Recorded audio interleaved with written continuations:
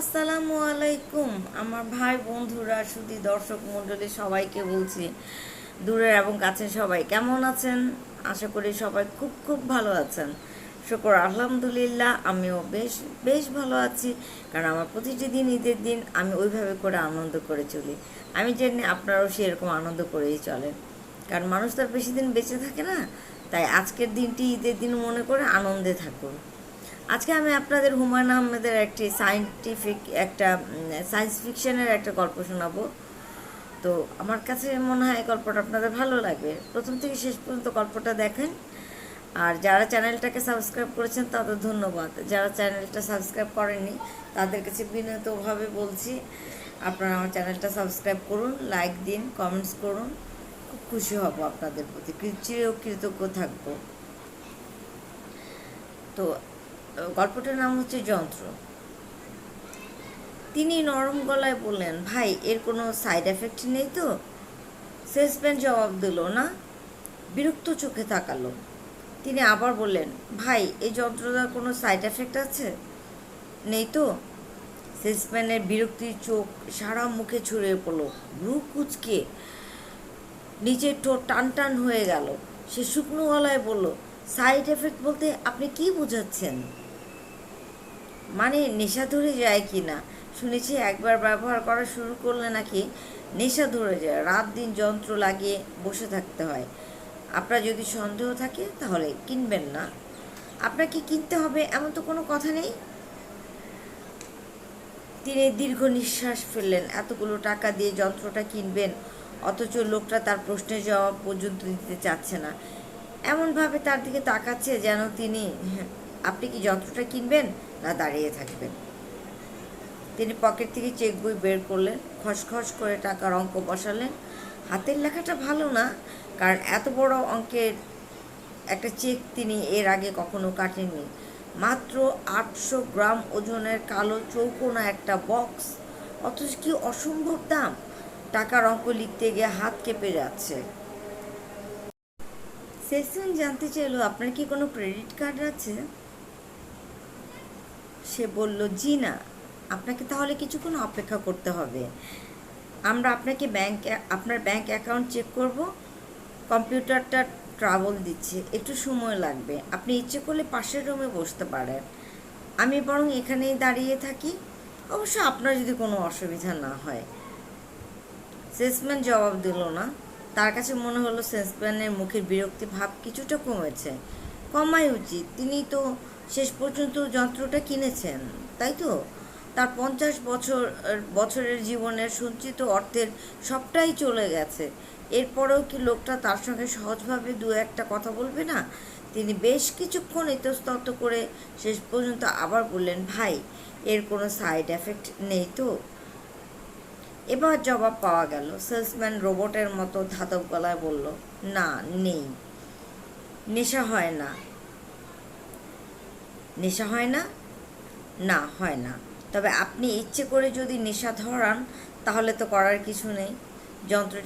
যন্ত্রটির সঙ্গে instruction manual আছে। Manual মেনে যদি ব্যবহার করেন তাহলে কোনো অসুবিধা হবে না। 1 ঘন্টার বেশি ব্যবহার করবেন না। সপ্তাহে অন্তত একদিন যন্ত্রটাতে হাত দেবেন না। বললেন, যন্ত্রটা নিয়ে নানান কথাবার্তা হয়তো, তাই আমাদের স্বভাবই হচ্ছে নতুন আবিষ্কার নিয়ে কথা বলা। P-32 হচ্ছে এই শতাব্দীর সবচেয়ে বড় আবিষ্কার। এই বিষয়ে কি আপনার কোনো সন্দেহ আছে? জি না। তাহলে ভয় কেন পাচ্ছেন? ভয় পাচ্ছি না তো। পাশের ঘরে গিয়ে বসুন, আরও আধা ঘন্টার মতো সময় লাগবে। জি আচ্ছা। একটা জিনিস শুধু মনে রাখবেন, এই শতাব্দীর সবচেয়ে বড় আবিষ্কার P-32। বিংশ শতাব্দীর সবচেয়ে বড় আবিষ্কার যেমন টেলিভিশন। আপনি কি আমার সঙ্গে একমত? জি, একমত। তিনি মোটেও একমত নন। বিংশ শতাব্দীর টেলিভিশন ছাড়াও আর অনেক বড় বড় আবিষ্কার হয়েছে। এই শতাব্দীতে 10টি বড় বড় আবিষ্কার হয়ে গেছে। এর মধ্যে সবচেয়ে বড় আবিষ্কার হচ্ছে ডেথ হরমোন। ডাক্তার পিটার শ্রিমান পিটার শ্রীম্যান প্রমাণ করেছেন একটা নির্দিষ্ট বয়সে পিটুইটারি গ্ল্যান্ড থেকে ডেথ হরমোন শরীরে চলে আসে। তখন শরীর মৃত্যুর জন্য নিজেকে তৈরি করতে থাকে। শুরু হয় বার্ধক্য প্রক্রিয়া। যে হারে জীবকোষ মরে যায় সে হারে তৈরি হয় না। জরাজীর্ণ শরীরকে বেশি গ্রাস করে, যারা শুকনা পাতলা জরাজীর্ণ তাদেরকে বেশি গ্রাস করে। ডাক্তার পিটার শ্রীম্যান দেখালেন সালফার এবং অক্সিজেন ঘটিত একটি আপাত দৃষ্টিতে সহজ যৌগ অণু এই কাজটি করে। তিনি যৌগটি শরীর থেকে বের করার প্রক্রিয়াও বের করলেন। এই অসম্ভব ব্যয়বহুল প্রক্রিয়া ব্যবহার করে পৃথিবীর কিছু ভাগ্যবান মানুষ তাদের শরীর থেকে ডেথ হরমোন বের করে দিয়েছে। জরা আর তাদের স্পর্শ করতে পারছে না, মানে মৃত্যু সহজে তাদেরকে স্পর্শ করতে পারছে না। জরাজীর্ণ, বার্ধক্য এগুলো তাদেরকে স্পর্শ তেমন একটা করতে পারবে না। তিনি পাশের ঘরে চুপচাপ বসে আছেন। এই ঘরে একটি কফি ডিসপেন্সিং রোবট আছে। সে তাকে এক পেয়ালা কফি দিয়ে হাসি মুখে বলেছে, আশা করি এক পেয়ালা কফি আপনার হৃদয়ের সত্য দূর করে দেবে। কম্পিউটাররা যেভাবে বলে আর কি। কফি দিয়ে হাসি মুখে বলেছে। তিনি রোবটের কথায় কোনো জবাব দিলেন না। এদের তৈরি করা হয় বুদ্ধিদীপ্ত করে কথা বলে মানুষকে চমৎকৃত করার জন্য। এদের সঙ্গে খানিকক্ষণ কথা বললেই মানুষ হিসেবে নিজেকে তুচ্ছ ও ক্ষুদ্র মনে হয়। তিনি সামনের গোল টেবিলের উপর রাখা চকচকে কিছু ম্যাগাজিন থেকে একটি তুলে নিলেন। পাতা উল্টে তার মুখ বিকৃত হলো। ভুল ম্যাগাজিন বেছে নিয়েছেন, যেন কোড নিউজ। জেনেটিক ইঞ্জিনিয়ারিং বিষয়ে রগরগে সব খবরে ভর্তি। এইসব খবরের প্রতিটিতে তার কোনো আগ্রহ নেই। প্রাণীর জিনের সঙ্গে উদ্ভিদের জিন লাগিয়ে কত সব অদ্ভুত জিনিস তৈরি হচ্ছে তার রগরগে বর্ণনা করতে তার ভালো লাগে না। টমেটো জিনের সঙ্গে গোলাপ গাছের জিন লাগানো হচ্ছে সবচেয়ে সাফল্য দোরগোড়ায়। এর শেষ কোথায় কে জানে। মানুষ এবং উদ্ভিদের এক সংকর প্রজাতি তৈরি হবে। আগামী পৃথিবীতে কারা বাস করবে? মানব উদ্ভিদ। বিংশ শতাব্দীর শেষ ভাগে মানুষের সঙ্গে শিম্পাঞ্জির মিলনে তৈরি হলো নতুন প্রজাতি। তারা মানুষ না, আবার শিম্পাঞ্জিও না। গাধা ও ঘোড়ার সংমিশ্রণে যেমন খচ্চর তেমনি। তবে সেই পরীক্ষা হয়েছিল খুব গোপনে। পরীক্ষার ফলাফল প্রকাশ করা হয়নি। নতুন প্রজাতি সম্পূর্ণ ধ্বংস করে বিজ্ঞানীরা জানিয়েছিলেন নতুন প্রজাতি গ্রহণযোগ্য নয়। সেদিন এই পরীক্ষার সঙ্গে যুক্ত সমস্ত বিজ্ঞানীর সাজা দেওয়া হয়েছিল। আজ আর সেই দিন নেই। জেনেটিক ইঞ্জিনিয়াররা আজ পৃথিবীর সবচেয়ে সম্মানিত মানুষ। তাদের পরীক্ষা নিরীক্ষা সব রকম সুযোগ এবং অনুমতি দেওয়া হয়েছে, কারণ এই পৃথিবীতে তারা ক্ষুধামুক্ত করেছেন জেনেটিক ইঞ্জিনিয়ারদের কারণে। আজকের পৃথিবীতে কোনো খাদ্যাভাব নেই। সমুদ্রের শৈবালকে তারা স্বাদু স্টার্চে রূপান্তরিত করেছেন। উদ্ভিদের সঙ্গে জীবের জিনের সংযোগে তৈরি করেছেন সুস্বাদু প্রোটিন সমৃদ্ধ উদ্ভিদ। জেনেটিক ইঞ্জিনিয়াররা আজকের পৃথিবীর দেবতা। আপনার চেক ওকে হয়েছে, আপনি যন্ত্রটি নিতে পারেন। আপনাকে ধন্যবাদ। আশা করি এই যন্ত্রের কল্যাণে আপনার সময় আনন্দময় হবে। শুভকামনার জন্য আপনাকেও ধন্যবাদ। তিনি কালো বাক্সটি বুকের কাছে নিয়ে রাস্তায় নামলেন। রাত বেশি হয়নি, তবু পথঘাট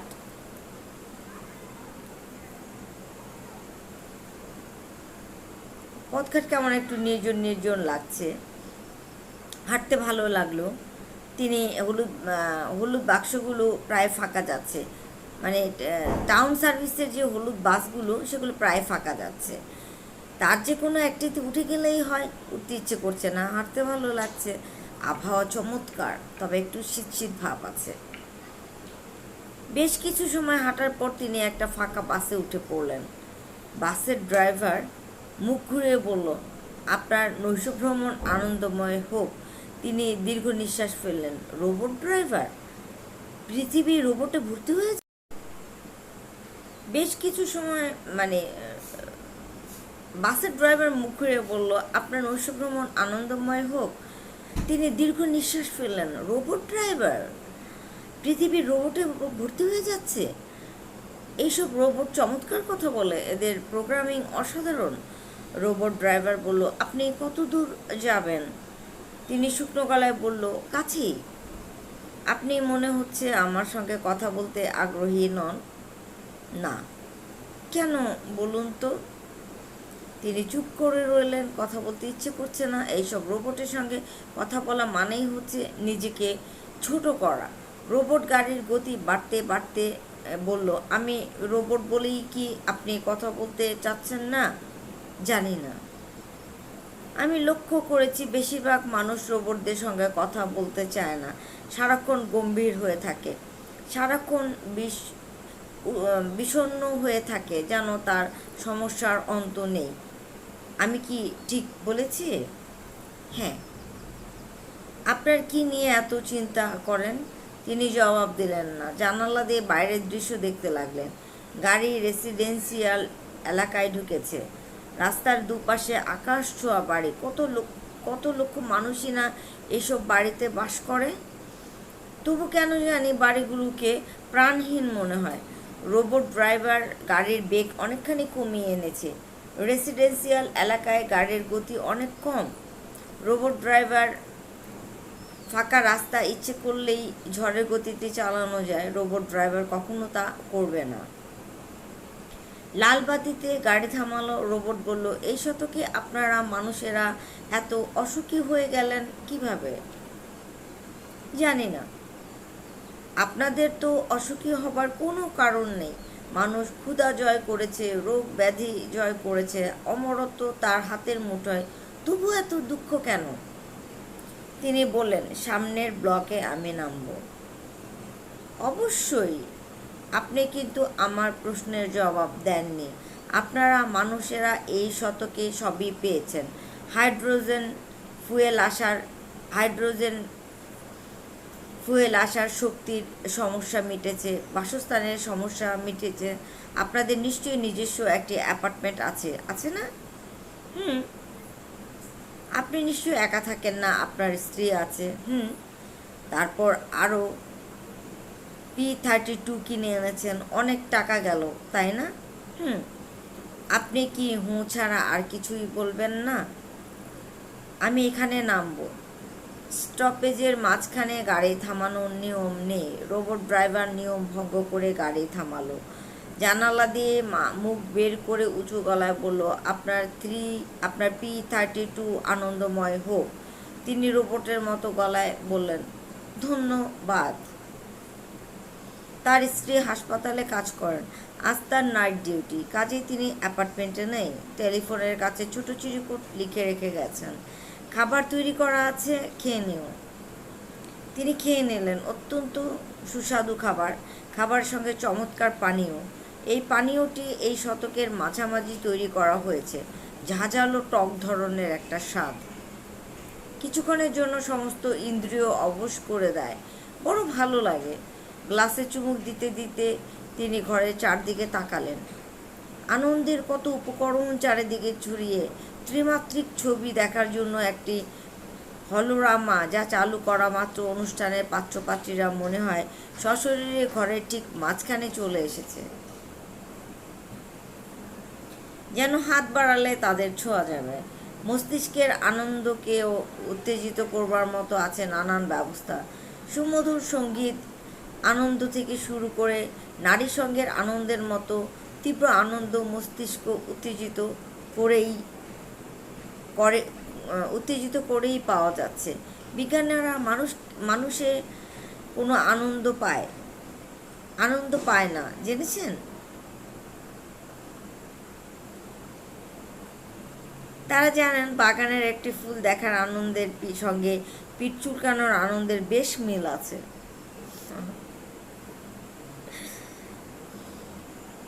আবার অমিলও আছে। ফুল না দেখেও এবং পিঠ না চুলকিয়েও অবিকল সে আনন্দ মস্তিষ্কের বিশেষ বিশেষ অংশ উত্তেজিত করে। পিঠ না চুলকে ফুল ব্যবহার না করেও মানুষ বিশেষ বিশেষ অঙ্গকে উত্তেজিত বিশেষ বিশেষ অঙ্গ উত্তেজিত করে আনন্দ পায়। ঘরে ঘরে সেই ব্যবস্থা আছে, কিন্তু মানুষ তা থেকে আর আনন্দ পাচ্ছে না। মানুষ ঝুঁকেছে P32 এর দিকে। কে জানে, এক সময় হয়তো এই যন্ত্রটিও আর ভালো লাগবে না। তিনি তার স্ত্রীকে P32 কেনার খবর দেওয়ার জন্য ফোন করলেন। রোবটের মতো ভাবলেশহীন গলায় তিনি বললেন তার স্ত্রীকে, P32 কেনার খবর দেওয়ার জন্য ফোন করলাম। রোবটদের মতো ভাবলেশহীন গলায় বললেন, আমি আজ একটি P32 কিনেছি। সে কি সত্যি? হ্যাঁ, বিরাট ভুল করেছো। কেন? আমাদের মতো দম্পতিদের সরকার থেকে একটি করে এই যন্ত্র দেওয়া হবে বলে কথা হচ্ছে। তুমি কি জানতে না? জানতাম। তাহলে কবে না কবে দেয়, আগে ভাগেই কিনে ফেললাম। তুমি কি রাগ করেছো? না। যন্ত্রটা কি ব্যবহার করেছো? এখনও করিনি, এখন করব। আচ্ছা, তোমার যন্ত্র তোমার জীবনকে আনন্দময় করে তুলুক। আমাদের মতো দম্পতিদের যন্ত্রের আনন্দের প্রয়োজন আছে। তোমাকে ধন্যবাদ। তিনি টেলিফোন রেখে দিলেন। কাগজের মোড়ক খুলে কালো বাক্সটি বের করে টেবিলে রাখতে রাখতে মনে মনে বললেন, আমাদের মতো দম্পতি, এই বাক্সটি আমার ভালো লাগে না। ভালো না লাগলেও তার স্ত্রী এই বাক্সটি তাকে দিনের মধ্যে কয়েকবার বলেন। হয়তো এই নিয়ে তার মনে গোপন ক্ষোভ আছে। ক্ষোভ থাকার কোনো কারণই নেই। তাদের মতো দম্পতি পৃথিবীতে অসংখ্য আছে যারা সন্তান জন্মাবার অধিকার পাননি। মানবজাতির স্বার্থেই তা করা হচ্ছে। পরিকল্পিতভাবে পৃথিবীর জনসংখ্যা কমিয়ে আনার একটি শর্তই হচ্ছে একদল সন্তানহীন দম্পতি। মানুষ মৃত্যুকে যদি সত্যি সত্যি জয় করে ফেলে, তাহলে জনসংখ্যা আরও কমাতে হবে। তাদের মতো দম্পতির সংখ্যা আরও বাড়বে। তিনি যন্ত্র হাতে নিয়ে সোফায় এসে বসলেন। ইনস্ট্রাকশন ম্যানুয়াল মন দিয়ে পড়লেন। যন্ত্রটি ব্যবহার করা খুব সহজ। যন্ত্র থেকে বের করা ঋণাত্মক ইলেকট্রোড ঘাড়ের ঠিক মাঝামাঝি লাগাতে হয়। ঋণাত্মক ইলেকট্রোড থাকবে কপালে। স্ট্যান্ড বাই বোতাম টিপে কারেন্ট ফ্লো অ্যাডজাস্ট করতে হবে যাতে 1 মাইক্রো অ্যাম্পিয়ারের কম বিদ্যুতের প্রবাহ স্নায়ুতন্ত্র দিয়ে প্রবাহিত হয়। একটু কঠিন লাগছে, কারণ রোবট এবং রোবোটিক জাতীয় কথাবার্তাগুলো একমাত্র যারা সায়েন্সে পড়েন তাদের জন্যই প্রযোজ্য, এবং যারা নাকি সায়েন্স ফিকশন পছন্দ করেন তাদের জন্যই প্রযোজ্য। তবু শুনে যান, রোবটের গল্প শুনতে তো কোনো খারাপ লাগে না। আমি একটা রোবটের একটা সিনেমা দেখেছিলাম ঐশ্বরিয়া রায়ের, নামটা যেন কি, চিঠি। ওইটার মধ্যে রোবটেরই সব কাণ্ড কারখানা, কিন্তু আমার কিন্তু ভালো লেগেছে। যাদের ভালো লাগবে তারা শুনবেন, যাদের ভালো লাগবে না তারাও শুনবেন, কারণ শুনলে হয়তো ভালো লাগতেও পারে। কারেন্ট অ্যাডজাস্ট হবার সঙ্গে সঙ্গেই নীল আলো জ্বলে উঠবে। তখন চোখ বন্ধ করে স্টার্ট বাটন টিপতে হবে। সঙ্গে সঙ্গে কিছু হবে না, মিনিট 5 অপেক্ষা করতে হবে। P32 যন্ত্রটি বেশ কিছু জন্তুর মস্তিষ্কের স্মৃতি ধরে রেখেছে। এই স্মৃতি বায়োকারেন্টের মাধ্যমে মানুষের মাথায় সঞ্চারিত করা হয়। তিনি যন্ত্র চালু করে বসে আছেন। মাথায় ভোঁতা ধরনের যন্ত্রণা হচ্ছে, অল্প পিপাসাও বোধ হচ্ছে। হঠাৎ সেই পিপাসা আরও কয়েক গুণ বেড়ে গেল। তৃষ্ণায় তার বুক ফেটে যাচ্ছে। এই তৃষ্ণার কারণে বোধহয় তার ঘ্রাণ শক্তি লক্ষগুণ বেড়ে গেল। তিনি এখন সব কিছুরই ঘ্রাণ পাচ্ছেন।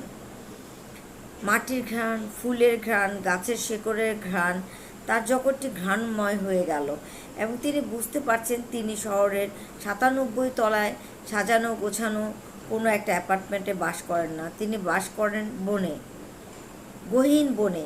তিনি কে? তিনি কি? বোঝা যাচ্ছে, পরিষ্কার বোঝা যাচ্ছে, তিনি একটি চিতা বাঘ।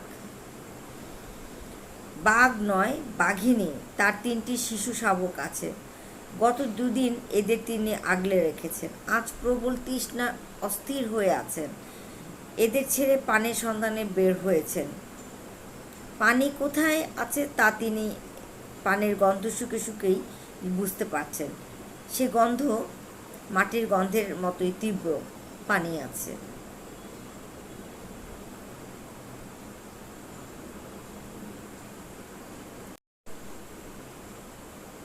পানি আছে কোথায় তা তিনি জানেন, পানিরও গন্ধ আছে, সেই গন্ধ মাটির গন্ধের মতোই তীব্র। পানি আছে কাছাকাছি, এক মুহূর্তের মধ্যে তিনি পানির কাছাকাছি পৌঁছে যেতে পারেন, কিন্তু যেতে পারছেন না। কাজে কোথায় যেন পুরুষ বাঘটা ঘুরঘুর করছে। এর মতলব ভালো নয়, বাচ্চাদের হয়তো মেরে ফেলবে, এদের একা রেখে কোথাও যাওয়া যাবে না। অথচ তৃষ্ণায় বুক ফেটে যাচ্ছে। আকাশে বিরাট চাঁদ, তার আলোয় বনভূমি ঝলমল করছে, কনকন করছে, বইছে শীতের বাতাস। বাতাসে কি অদ্ভুত শব্দেই না গাছের পাতা নড়ছে, যে পাতা নড়ছে তার থেকে এক ধরনের গন্ধ আসছে, আবার স্থির পাতা থেকে অন্য ধরনের গন্ধ। কি বিচিত্র, কি বিচিত্র চারপাশের জগৎ! কোনো স্তরেই না পৌঁছে গেছে, কোন স্তরেই না পৌঁছে গেছে অনুভূতির তীব্রতা। তার শরীর থরথর করে কাঁপছে, তৃষ্ণায় বুক ফেটে যাচ্ছে, অথচ কি আনন্দই না তিনি রক্তের ভিতর অনুভব করছেন। তিনি জলের সন্ধানে এগুচ্ছেন, অথচ তার সমস্ত ইন্দ্রিয় বয় তার শাবকদের দিকে। একে তো তার তৃষ্ণায় একদম জরাজীর্ণ হয়ে যাচ্ছে, বুক ফেটে যাচ্ছে, কিন্তু আবার সে বাচ্চাগুলোকে ফেলে রেখে যাবে। যদি বাঘ এসে আক্রমণ করে তখন কি হবে? কারণ মানে চিতা বাঘগুলো কিন্তু বাচ্চাদেরকে মেরে আবার খেয়েও ফেলতে পারে, কারণ বাবাগুলো এরকমই হয় পশুদের মধ্যে, আমি যতটুকু জানি, যতটুকু বুঝি আর কি। তারও অনেক পরের কথা। ডেথ হরমোন রক্তের ভিতরেই ভেঙে ফেলার অতি সহজ পদ্ধতি বের হয়েছে। মানুষ জরা রোধ করেছে, মানুষকে এখন অমর বলা যেতে পারে। বার্ধক্যজনিত কারণে তার আর মৃত্যু হবে না। জীবাণু এবং ভাইরাস ঘটিত কোনো অসুখও পৃথিবীতে নেই। মানুষকে এখন তাহলে অমর বলা যাবে? সরি, হয়তোবা অমর মানুষেরা এখন দিনরাত ঘরেই বসে থাকে, তাদের কাজ করার কোনো প্রয়োজন নেই। কাজের জন্য আছে রোবট শ্রেণী, চিন্তা ভাবনারও কিছু নেই। অমরত্বের বেশি বেশি আর তো কিছু মানুষের চাইবার নেই। একজন মানুষ দিনের পর দিন একই জায়গায় একই ভঙ্গিতে বসে আছে, P-32 যন্ত্র লাগিয়ে পশুদের জীবনের অংশবিশেষ যাপন করতে তাদের বড় ভালোই লাগে। এই তাদের একমাত্র আনন্দ।